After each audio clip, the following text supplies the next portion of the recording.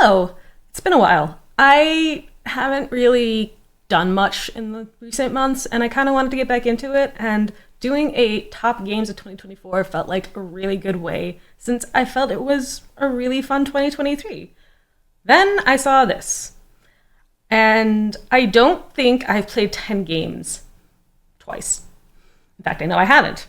But I do know that I, in fact, played Arkham 100 times, which is a lot. So what I wanted to do was to talk about my top 5 Arkham campaigns. Now, for anybody who does not know what Arkham Horror is, and this is specifically in reference to Arkham Horror, the card game, because if you look at Arkham Horror board game, you'll get at least 4 results. But Arkham Horror, the card game, is a living card game where you create a deck based off of like a character restriction, and then you face the world. Well, it feels like you're facing the world. Sometimes you're facing humans, sometimes you're facing monsters, sometimes you're facing humans dressed as monsters or monsters dressed as humans. Who knows? But it really is a game about working as a team with other players and fighting something. And sometimes you can't win. And that's cool. I also put a link to my article kind of saying is an intro to Arkham Horror below, because I really love this game and you're probably going to see more of it. So you should get yourself familiar. If you don't know, it's a really fun game and I highly recommend. All right, so number 5, The Path to Carcosa. So The Path to Carcosa is one of like the classic campaigns. I think it's the 3rd one that was released, but don't quote me on that. And it's just a solid, good game. I have a very soft spot in my heart for this one because at the end of the campaign, the first time we played, I got a special ending. And I love me some special endings. So I ended up having a little bit more background that my other players didn't have because I asked if they wanted to know and they said no because we're going to play the campaign again. So maybe they'll get that special ending sometime. But it was definitely something that really endeared it to me and made it kind of come all together. Every scenario is just really solid. You're starting in a theater, life is normal, then it's suddenly not. And when you wake up, the theater got spooky, and you need to fight your way out. And that felt kind of good, because a lot of the investigators aren't necessarily, I'm actively searching paranormal things. I mean, they could be, but that doesn't always feel like the case. So settings that open where anyone could have just like fallen into this really, really strike at my heart. So I wouldn't mind playing this one again. It's very exciting. Number 4 is the InSouth Conspiracy. And as you can see, fish people. So this one also has a soft spot in my heart. I feel like all of them are going to have soft spots. But I read there is a part of the culture that has books written about it. So originally Arkham Horror is based off of Lovecraft, but then iteration and iteration and iteration. And so I recently read a book about one of the characters who's very grounding is an InSouth, same as Silas March. He's very cool. And it just made me feel all the more connected with the story. In this story, something's gone wrong. You have a agent who has gone missing. But it's about all you can remember. So, not much to go on, really.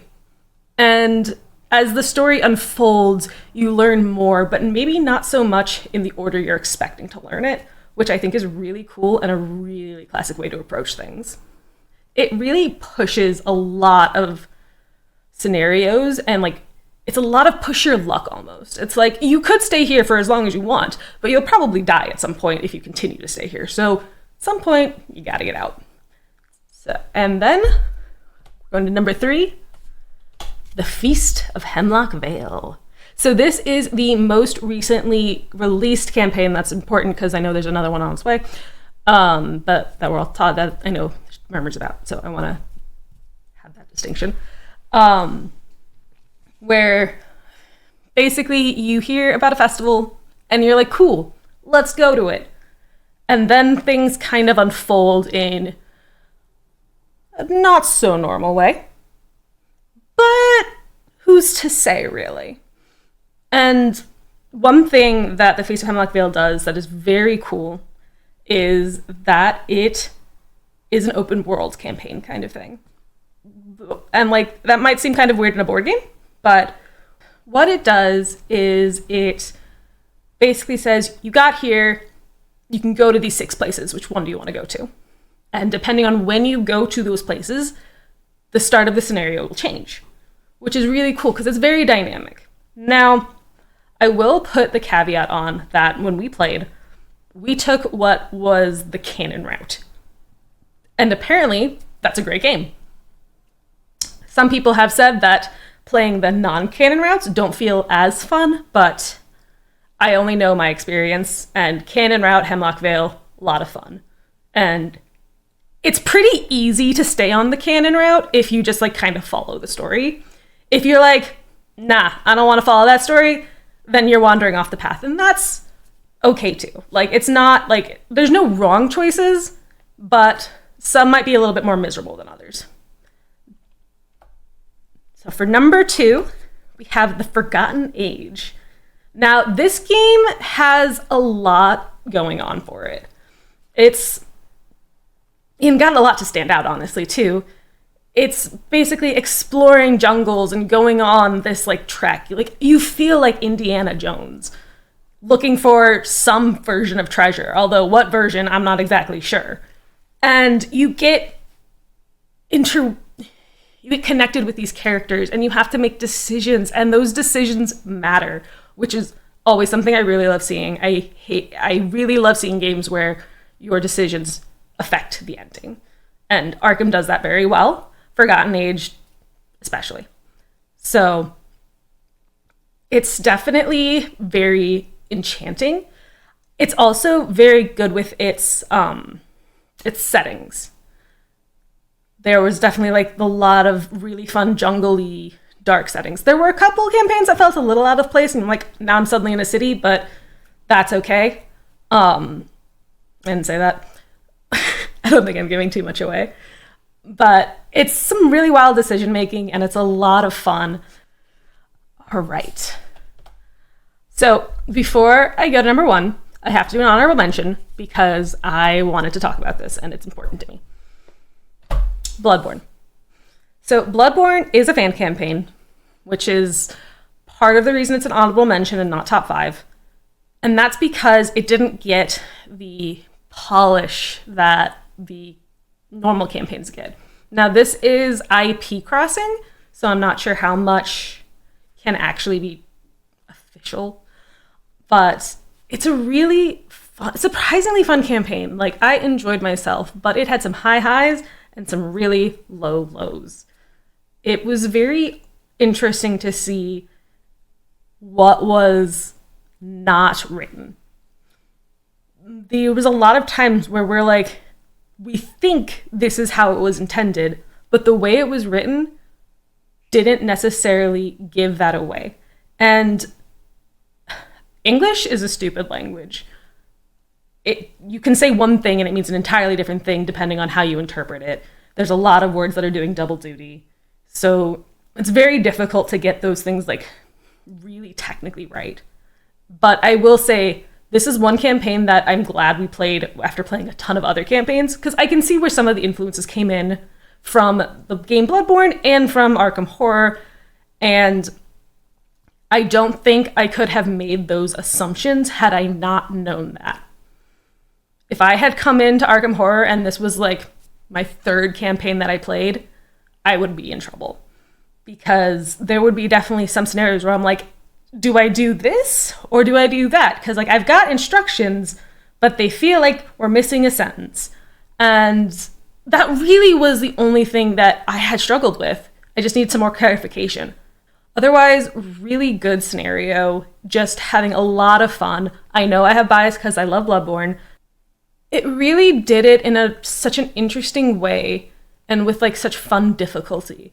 Although I will say sometimes the scenarios, the most difficult part was definitely not the bosses. And so there was definitely some weird things where you're dying, the boss shows up and you're like, kill it quick. And I don't know if that's normally like a vibe for bosses. I feel like they should be like hard to kill, but it's also very difficult to balance. So I'm not going to like hold that against anybody. All right, and so now for my number one campaign, and this is going to cause controversy to anybody who's in the Arkham community. It's the Circle Undone. So I will explain why this causes controversy. Apparently, people don't really like Forgotten Age the first time they play it, but then they play it again, and it gets better. People don't like Circle Undone the first time they play it, then they play it again, and they still hate it. So it never really gets more love. I don't know necessarily why. I hear everything secondhand, so I'm not exactly like dialed into anything, but I have heard that the Circle Undone is not necessarily the most loved campaign, but it is my favorite nonetheless. So one thing I love, magic, witchcraft, pretty simple, and this one really leans into the spooky. It has like that spooky, just like almost like witchy vibe going over the whole thing of it. And there's like no point where I felt anything was out of place. The scenarios are super fun. There is the opening, which is kind of like a cold open.